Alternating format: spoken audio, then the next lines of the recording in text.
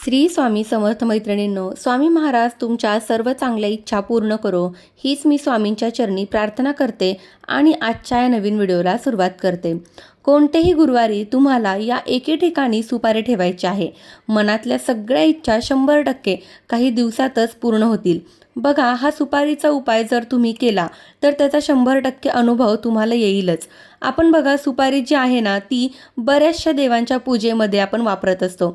म्हणजे असं म्हणू शकतो की सुपारीशिवाय देवाची जी आपण कुठलीही पूजा करतो, सत्यनारायण करतो किंवा वास्तुशांती करतो, त्याच्यामध्ये बघा सुपारी ही आवर्जून वापरली जाते। सकाळी देवासमोर दिवा लावून आपण आरती म्हणतो किंवा कोणतीही पूजा असेल तसं सर्वप्रथम आपण देवासमोर दिवा लावत असतो आणि पूजा नित्यकर्म झाल्यानंतर निरांजनाने ओवाळून, अगरबत्तीने ओवाळून आपण कापूर वगैरे लावत असतो। तर याच प्रकारे जसं आपण दिवा देवासमोर लावत असतो, दिव्याला इतकं महत्त्व आहे, त्याचप्रमाणे सुपारी सुद्धा खूप महत्त्वाची आहे। सुपारीचा जर हा तुम्ही प्रभावी उपाय केला तर तुम्हाला त्याचा 100% लाभ होईल। तर हा सुपारीचा उपाय तुम्हाला कशासाठी करायचा आहे? तर बघा, तुम्हाला नोकरी व्यवसायामध्ये, बिझनेसमध्ये तुम्हाला प्रगती मिळत नसेल, व्यवसाय वाढ होत नसेल किंवा बऱ्याचशा मुलींचे खूप दिवसापासून लग्न जुळत नसेल, तुमच्या संपत्तीमध्ये वाढ होत नसेल किंवा घरामध्ये पैसा येतो पण तो टिकत नाही, कुठल्या ना कुठल्या मार्गाने तो संपून जातो किंवा भरपूर पैसा येऊन पण तो व्यवस्थित म्हणजे वायफळ गोष्टीमध्ये खर्च होतो। यानंतर घरामध्ये विनाकारण सततचा आजार पण चालू असेल, म्हणजे डॉक्टर वगैरे ट्रीटमेंट या गोष्टीमध्ये बराचसा पैसा खर्च होतो। कोणत्याही अशा प्रकारच्या अडचणी असतील तर या गोष्टी कुठेतरी थांबल्या पाहिजे। यासाठी तुम्हाला हा अतिशय सोपा आणि प्रभावी उपाय करायचा आहे। बघा, वाईट गोष्टी घरामध्ये आलेल्या असतील आणि त्या काही केल्या जात नसतील, तुमचे कामं जे आहेत ते अनेक दिवसापासून रखडलेले असतील, काही कारणामुळे ते पूर्णच होत नाही, असं सुद्धा बऱ्याच जणांना प्रॉब्लेम असतो, तर त्यासाठी तुम्ही हा सुपारीचा उपाय करू शकतात। हा उपाय जो आहे तो तुम्हाला गुरुवारच्या दिवशीच करायचा आहे, इतर कुठल्याही दिवशी करायचा नाहीये। मग त्या गुरुवारच्या दिवशी अमावस्या असेल, पौर्णिमा असेल, एकादशी असेल तरी चालेल, पण गुरुवारच्याच दिवशी तुम्हाला हा उपाय करायचा आहे। या उपायामुळे मोठ्यात मोठ्या समस्या, अडचणी, दुःख जे आहेत ते दूर होतात। एवढा प्रभावी उपाय आहे। फक्त लक्षात ठेवा, कोणताही उपाय करताना संपूर्ण मनाने, श्रद्धेने करा आणि पॉझिटिव्ह मनाने करा। म्हणजे बघा, मी हा उपाय करते आहे आणि याच्यामुळे माझी जी इच्छा आहे ती पूर्ण होणारच आहे, असं तुम्ही मनामध्ये पॉझिटिव्हिटी ठेवून तुम्ही कुठलीही सेवा, कुठलेही उपाय केले तर त्याचा 100% फायदा तुम्हाला होत असतो।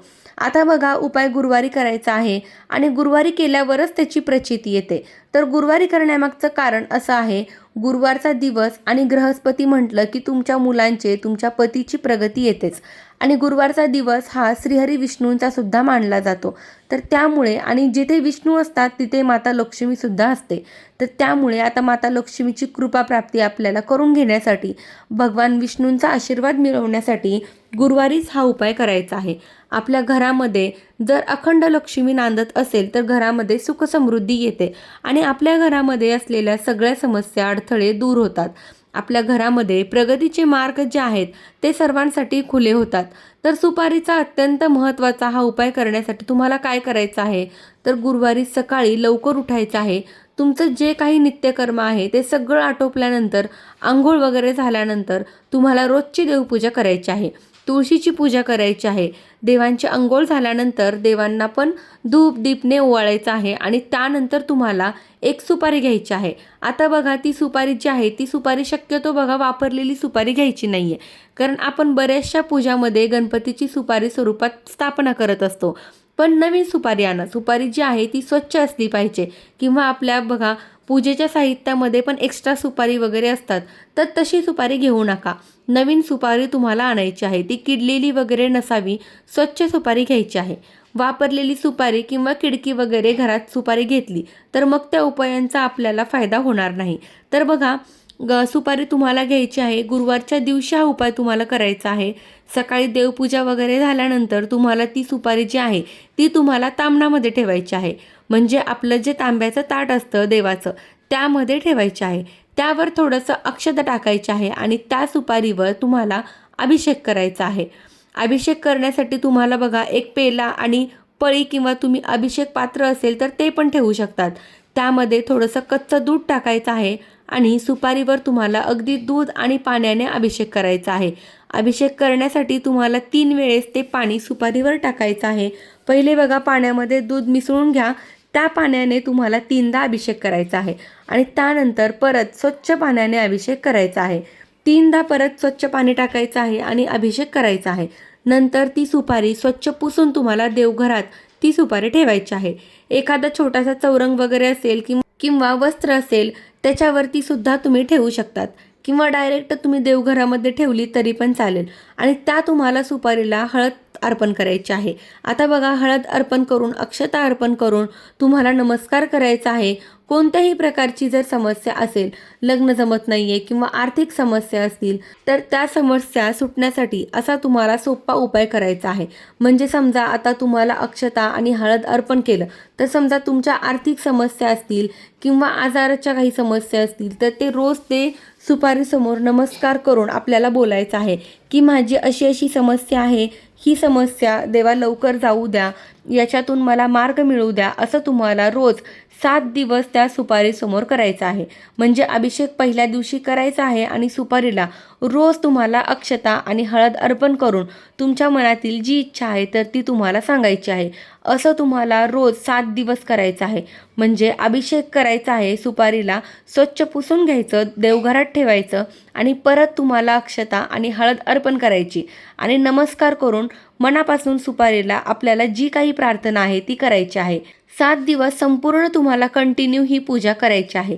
समजा महिलांचे मासिक धर्म वगैरे असतील तर मासिक धर्म झाल्यानंतर नंतरच्या गुरुवारपासून तुम्ही सुरुवात करा। कारण काय होईल, तुम्ही सुरुवात केली 1-2 दिवस झाले आणि मासिक धर्म जर आला तर काय होईल, तर सेवा फक्त आपल्याला 7च दिवस करायची आहे आणि त्याच्यानंतर गुरुवारी तुम्ही जेव्हा सुरू करतात तेव्हा बरोबर बुधवारपर्यंत 7 दिवस होतात। म्हणजे पुढचा जो गुरुवार येतो तर त्या दिवशी म्हणजे 8व्या गुरुवारी तुम्हाला ती जी सुपारी आहे ती तुम्हाला तुमच्या तिजोरीत किंवा एखाद्या व्यवस्थित ठिकाणी जिथे वारंवार कोणाचा स्पर्श होणार नाही अशा ठिकाणी ठेवायची आहे। समजा तुम्ही आज गुरुवार आहे, आज गुरुवारपासून तुम्ही 7 दिवस सेवा सुरू केली तर बुधवारी 7वा दिवस येतो, मग गुरुवार 8वा दिवस होतो। त्या 8व्या दिवशी सुपारी उचलून तुम्हाला तुमच्या तिजोरीमध्ये ठेवायची आहे आणि सुपारी अशा ठिकाणी ठेवा जिथे तुम्हाला सारखं कोणाचा हात लागणार नाही। तुम्ही लाल कपड्यामध्ये बांधून व्यवस्थित तसं पण ठेवलं तरी सुद्धा चालेल, फक्त व्यवस्थित ठेवा। आणि बघा आर्थिक समस्यांसाठी, त्यानंतर घरामध्ये कुठल्याही प्रकारचे लग्न वगैरे जमत नसतील किंवा नवरा बायकोचे काही भांडण होत असतील, कोणत्याही समस्या असतील तर त्यासाठी तुम्हाला हा उपाय करायचा आहे। गुरुवारी करायचा आहे आणि गुरुवारी जसं मी तुम्हाला सांगितलं अमावस्या पौर्णिमा असेल तरी सुद्धा चालेल। श्रीहरी विष्णूंची कृपादृष्टी तुमच्या घरावर नेहमी राहील की ज्याच्यामुळे बघा सुपारी स्वरूप आपण देवाची इथे सेवा केलेली आहे। आणि बघा जेव्हा तुम्हाला वाटतं की ती खूप सुपारी घाण खराब होत आहे त्यावेळेस ती तुम्हाला पाण्यामध्ये प्रवाहित करून द्यायची आहे आणि दुसरी सुपारी घेऊन तुम्ही परत हा उपाय करू शकतात। ठीक आहे, आता बघा अतिशय सोपा आहे उपाय। तुमच्या समस्या कितीही मोठ्या असतील तर तुम्हाला हा उपाय करायचा आहे। अतिशय सोपा आणि खूप प्रभावी असा उपाय आहे। मनामध्ये कुठलीही शंका न आणता तुम्ही जर हा उपाय केला तर त्याचं 100% तुम्हाला फळ मिळेल। तर बघा ही सुपारीबद्दलची आणि तुमच्या मनातील इच्छा पूर्ण होण्यासाठी ही अत्यंत महत्त्वाची माहिती मला तुमच्यापर्यंत पोहोचवायची होती। माहिती आवडली असेल तर व्हिडिओला लाईक करा, शेअर करा आणि आपल्या चॅनलवरती जर नवीन असाल तर चॅनलला सबस्क्राईब नक्की करा। धन्यवाद। श्री स्वामी समर्थ।